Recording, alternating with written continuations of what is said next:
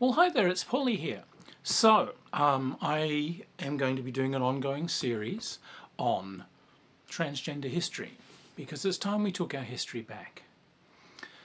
Now, I'm going to try and tell as positive a series of histories as I can, but history, of course, is a tapestry of triumphs and disasters. So I am going to tell you a tale tonight, and it is hellish, but it ends in triumph. So, some warnings beforehand: transmisia, homomisia, police brutality, violence, racism. That probably got your attention, and this is the story of the first Australian Pride March. This is the story of the 1978 Sydney Gay Mardis Gras. There are reasons why we wear makeup at Mardi Gras. There are reasons why we wear costumes. This slops over to many more general pride marches around the world. There are dark reasons for it all. So many people maintain these traditions without being aware of why. Okay, so in 1978 in San Francisco, there was a thing called the Briggs Initiative, where the government was attempting to force all gay and lesbian people out of the education system.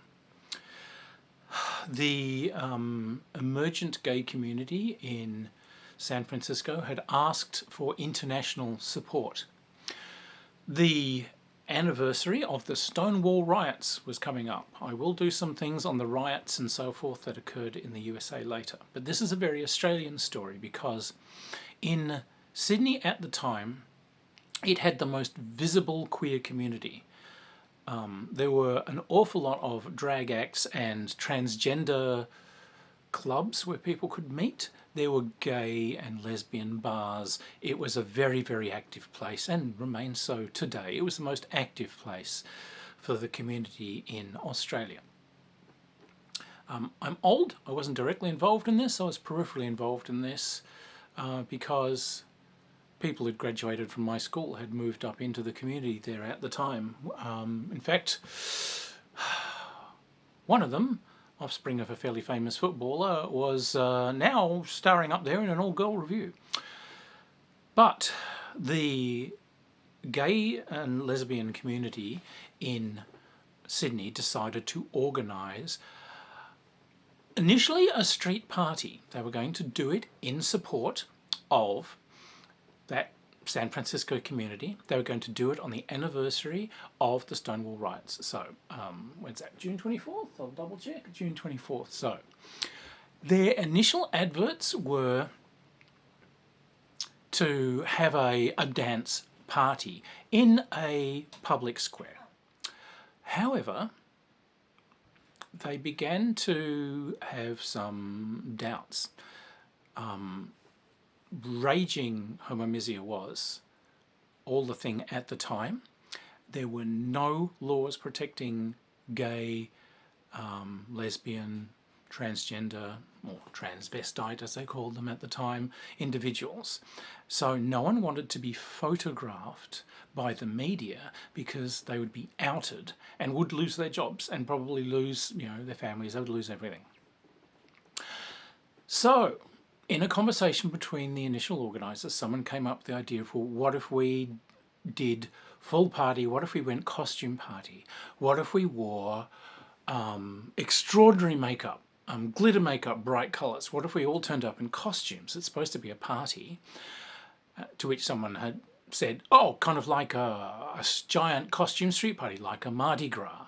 And that's where the term came from, and that's why it stuck. The makeup and the costumes were deliberately done to make it harder for the media to be able to photograph individuals. Likewise, the choice of night will make it a night party, anything to make it harder to photograph. Now, a great many people in the community were far too terrified to come out and do this because of that chance of being outed. However, about 500 people turned up for this. As a convention organiser, I can tell you, for a first-time event, 500 is staggering.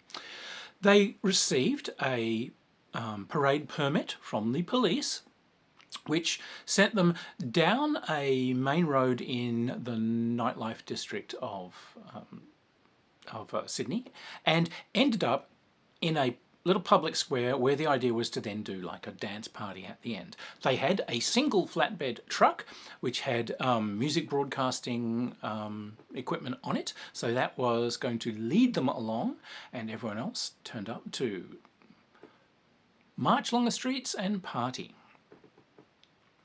So things began to go dark pretty early.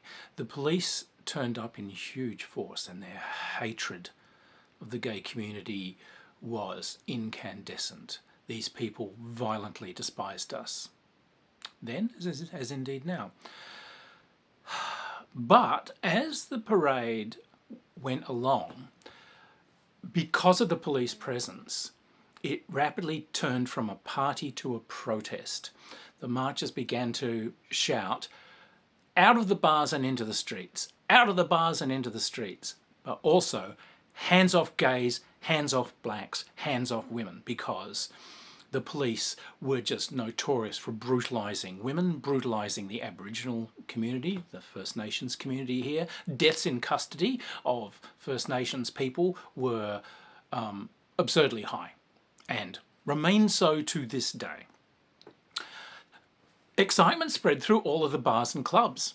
So there are a great number of personal memoirs about this, and in fact I will link you to an ABC documentary that was done on this, where the personal testimonies of survivors, and I do mean survivors, can be seen.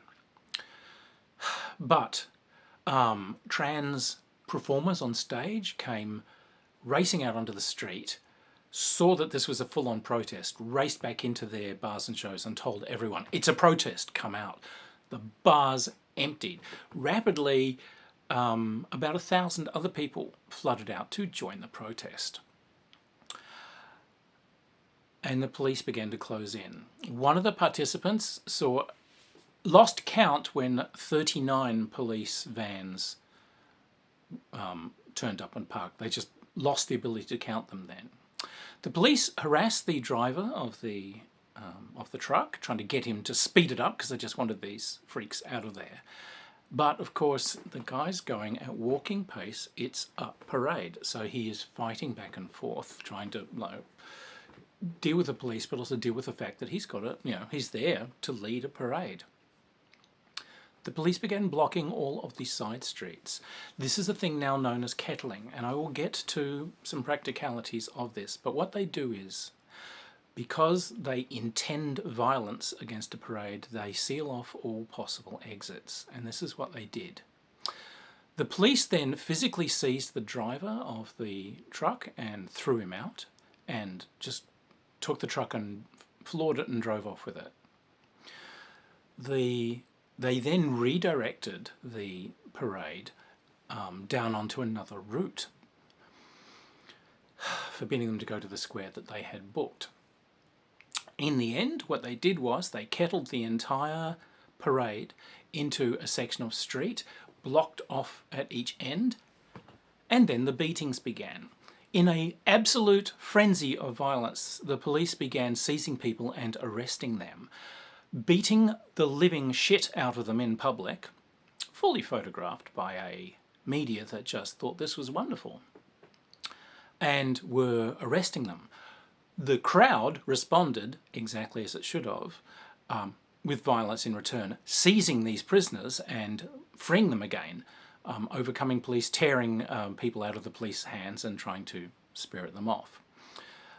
In the end, the police seized 53 people and dragged them into the local police station.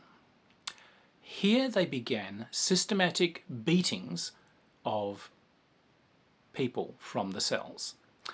They dragged them out of the cells, dragged them into an area that was filled with gym equipment, and with multiple policemen pinning their victims, they began to beat their prisoners. The screams of these beaten prisoners could be heard out on the streets as they just systematically beat these people. Their victims collapsed. Their victims were hurled back into cells with concussion. A doctor was finally contacted by protesters outside who gathered around the police station in their hundreds. The doctor went in and saw one particular prisoner who was unconscious with a concussion and demanded that that prisoner be sent to medical attention. The police refused. They continued beating their victims. The next day, the protests were going in full force. Protesters turned up to the arraignment hearings, hurling eggs at the police and attempting to essentially make their voices heard. The court had a magisterial ruling that it was an open court. The police denied the magisterial ruling and refused to allow anyone into the court. More protesters began to turn up. Protesters passed the hat around amongst themselves and began raising bail money for these prisoners, which is probably the only way these prisoners survived the systematic beatings inflicted by the police. The scars of these beatings still show on many of these people today, by the way. The next bit of joy was, many of the protesters protesting the trials were, of course, immediately seized by the police. The Sydney Morning Herald, Sydney's main newspaper at the time, then decided to publish the photographs, names, addresses and places of work of every single person that had been arrested in those protests and in that Mardis Gras street march. There were no protections for queer people at the time, so most of these people lost their jobs. They lost their families, they were destitute. The public outcry from the gay community surged. People came from other cities. I was in Melbourne at the time. I remember teachers leaving from my school. I was in a hippie bush school, to go up to the protests there. I was 14 at the time, otherwise I would have gone with them. People thronged the streets, and eventually the police were forced to drop the charges against every single person they had seized. There was a Mardi Gras the next year, on the same date, along the same route that they had booked. This time we turned up. We turned up and we thronged the streets. This time people turned up literally ready for trouble. The police knew this was explosive. This time they managed to back off and keep away. But these marches were done in the face of horrific police systemic violence.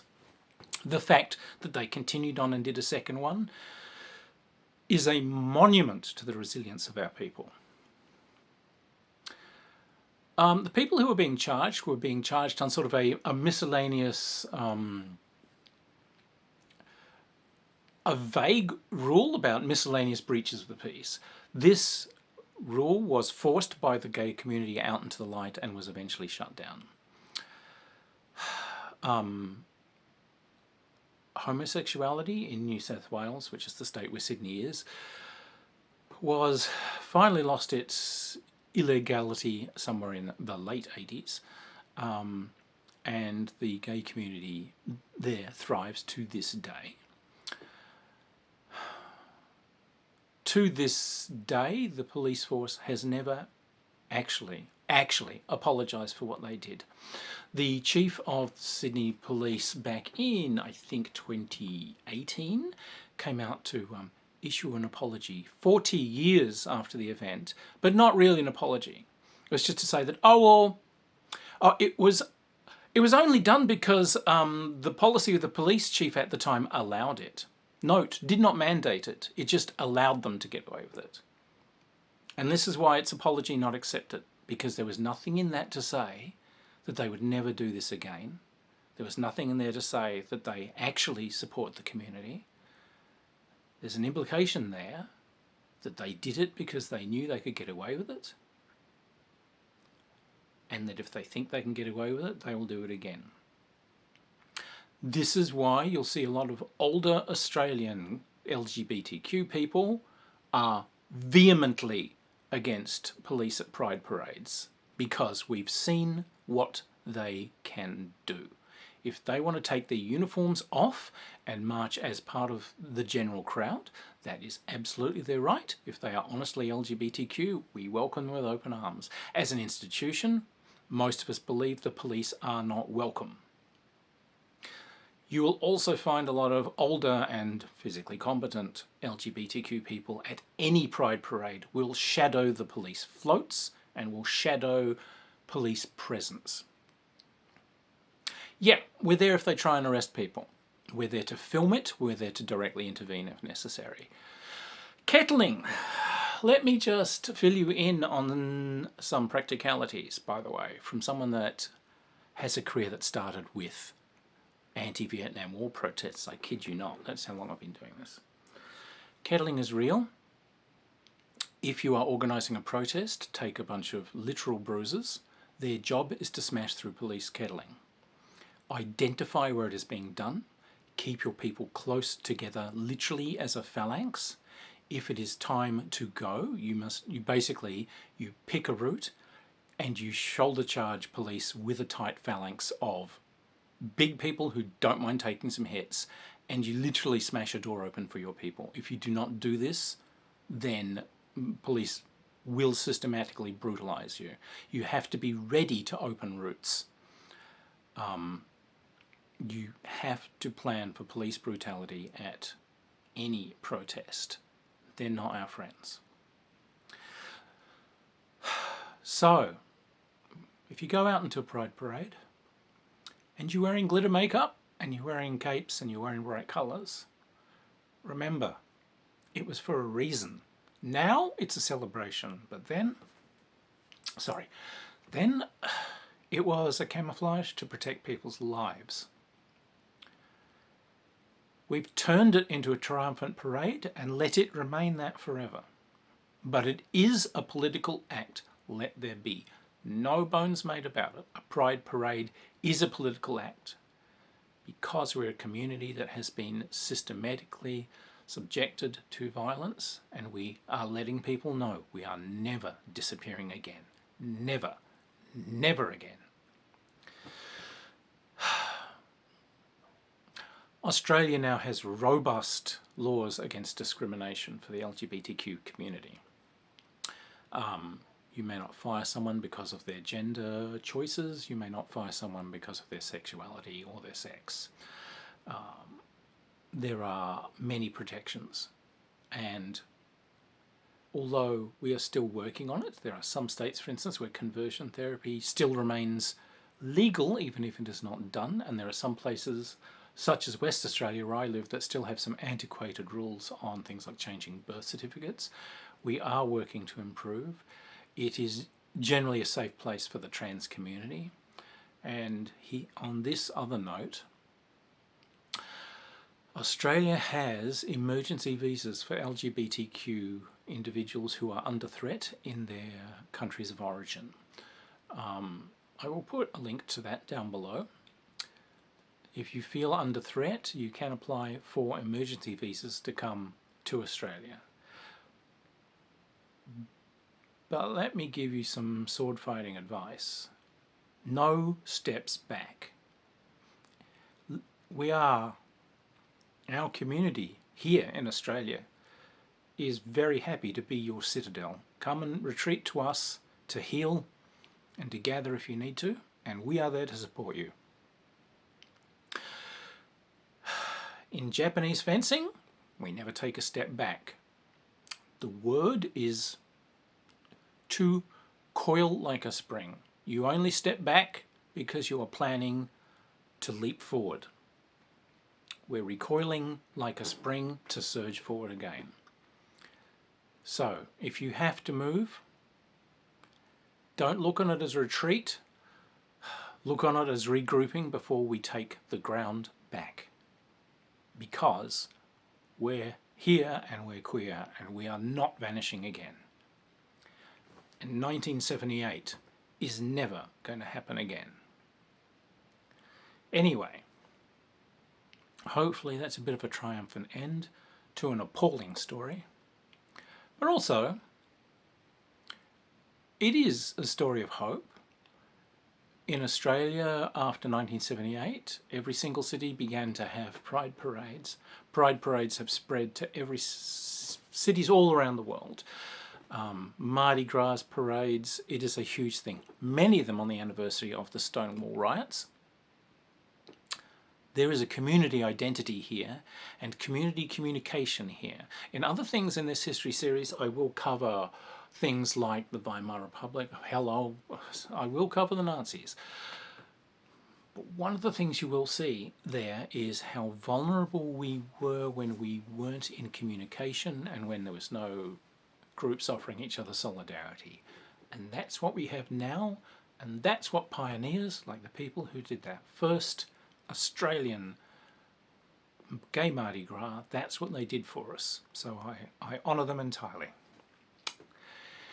Anyway, more cheerful things on the next one. This will be a series, and I hope it encourages you all to be visible, be seen, be proud, and stay in the fight. Okay, cheers everybody. I'm still here fighting, and I'm always here for all of you. Much love to everyone. Cheers.